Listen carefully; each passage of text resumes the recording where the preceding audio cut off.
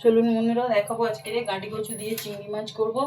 তো এখানে 200 থেকে 250 মতন গাঁটি কচু আমি কেটে ছাড়িয়ে ধুয়ে রেখেছি।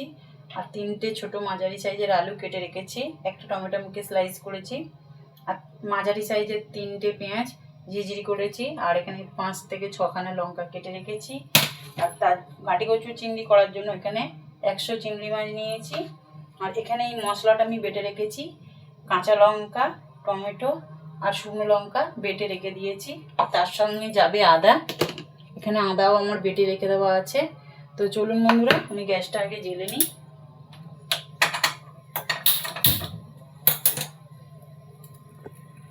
দেখুন বন্ধুরা কড়াটা আমার গরম হয়ে গেছে। দিয়ে দেবো সর্ষের তেল।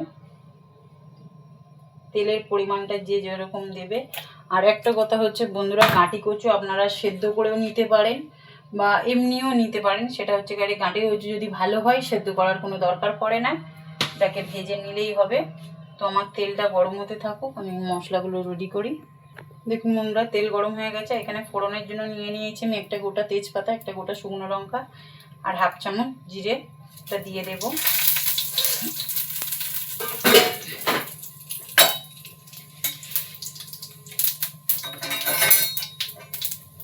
দিয়ে দেবো কাঁচা লঙ্কা। দেখুন বন্ধু লঙ্কাটা ভাজা হয়ে গেছে। এবার দিয়ে দেবো পেঁয়াজটা। আর পেঁয়াজটা দেওয়ার মধ্যেই দিয়ে দিচ্ছি আমি গাঁটি কচু। আলাদা করে কোনো কিছু ভেজে রাখছি না গাঁটি কচুর তরকারিটা।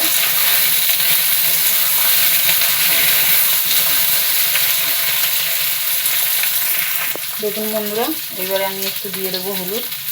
হলুদটা দিয়ে দিলাম 1/2 চামচে। দিয়ে দেবো 1 চামচ পরিমাণে নুন।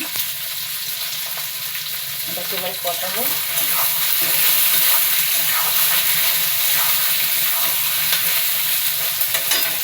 চলুন কচু। দেখুন বন্ধুরা কচুটা ভাজা ভাজা হয়ে গেছে। এবার দিয়ে দেবো ওতে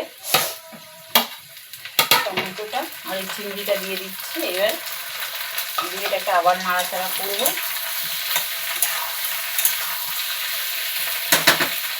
এটা একটু ঢেকে রেখে দেবো। বন্ধুরা দেখুন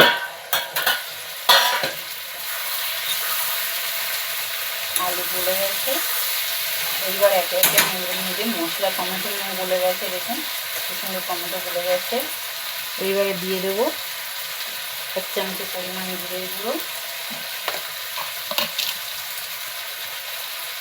1/2 চামচ আদা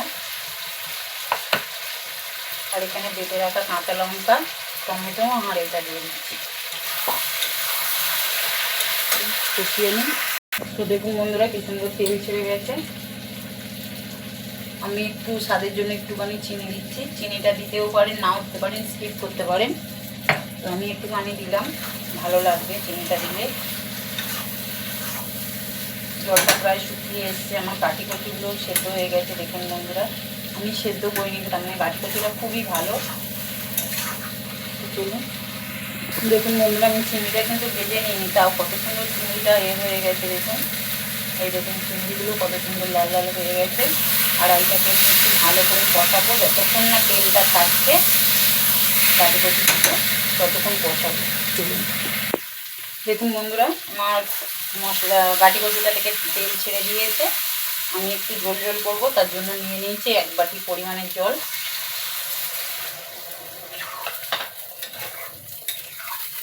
এটা ফুটে গেলেই নামিয়ে দেবো, বেশিক্ষণ এটাকে ফোটা।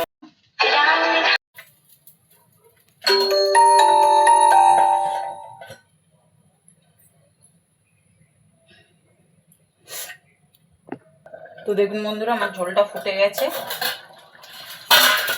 এই যে ফুটছে। আমি এর উপরে কুচিয়ে রাখা ধনে পাতাটা দিয়ে দিচ্ছি।